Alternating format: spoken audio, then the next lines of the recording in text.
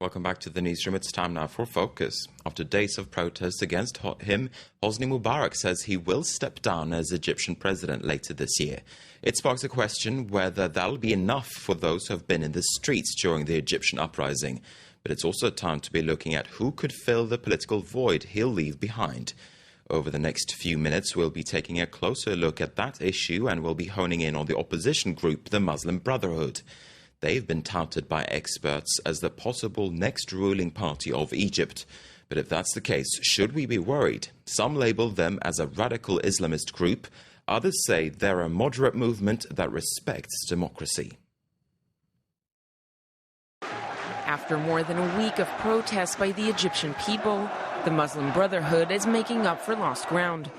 The Islamist group hesitated for days before officially joining the movement. With many members arrested, their position has changed. Over 500 brothers have been arrested since the start of this uprising. Sisters also participate. Young people, older teachers. Everyone has joined in this uprising.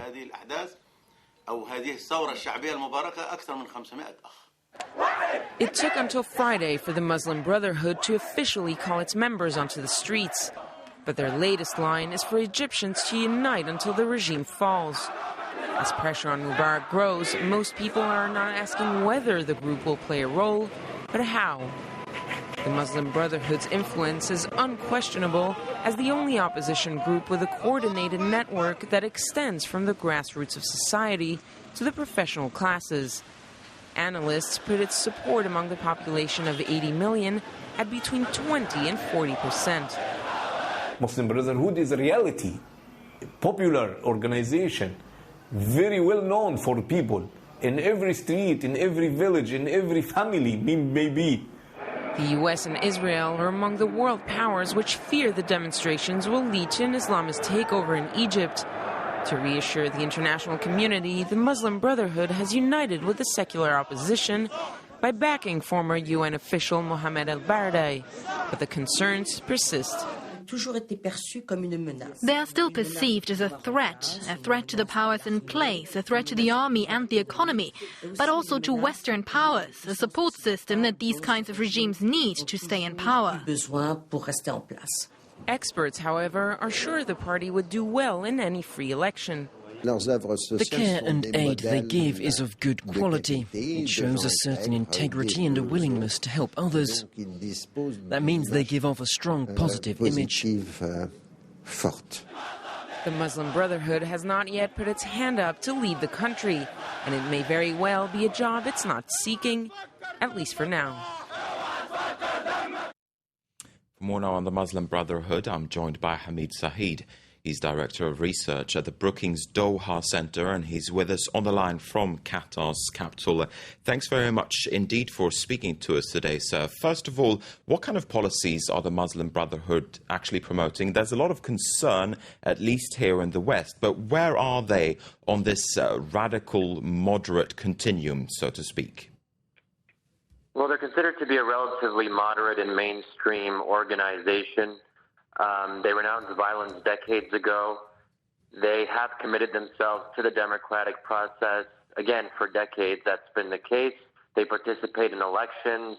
They form coalitions with secular groups. The list goes on. They've also become more moderate, where in the 1980s, they focused primarily on implementing Islamic law. Now that features less in their program, and they've shifted their focus to political and democratic reform. Now, we can, of course, question how sincere they are, but in terms of their public statements and programs and what they actually do on the ground, they have changed over time. So it basically seems as if you're saying that when Western observers say they're concerned by the emergence of the Muslim Brotherhood, they are misguided. There are legitimate concerns to have, but we shouldn't think that this is the next Iran. That's pushing it. So yes, the concerns, I think, are more about foreign policy. What would the Muslim Brotherhood do about the peace treaty with Israel? Because after all, the U.S. has a very good relationship with the most theocratic nation in the world, Saudi Arabia. So this is clearly not about women's rights or caring about Christian minorities. It's about what kind of foreign policy orientation a country has. The Brotherhood, though, has made clear it's not trying to win power. It doesn't want to play a leadership role. So I think it's likely to be part of a national unity government, but it's not going to be a dominant force. And that's why, to kind of drive this message home, they've lent their backing to Mohamed El-Baradei, who might very well be the most secular political figure in recent Egyptian history. I want to ask you as well how strong or what kind of public backing the Muslim Brotherhood actually has in Egypt. They got around about 20% of seats in the 2005 parliamentary election, but they pulled out and boycotted last year's election. So it's a little bit difficult to gauge on that front. What is their position like at this stage, do you think?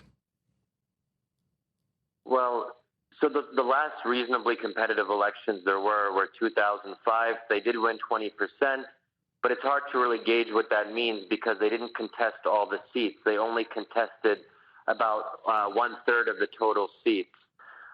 They did very well, obviously, but just because someone votes for the Brotherhood doesn't mean they agree with their ideology. The Brotherhood is popular for a variety of reasons. It's perceived to be less corrupt. It provides social and educational services to the Egyptian population.